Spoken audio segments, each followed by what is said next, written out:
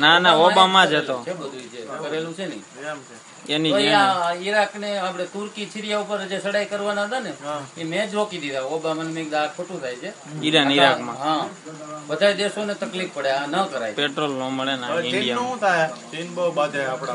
ચીન ને તો જો સમજી જાય તો ભલે. હું કાલે ને પ્રમ દિવસ નીકળવાનો છું અમેરિકા થી. અમે થોડુંક મીટિંગ કરીને પછી ચીન જ જવાના છે.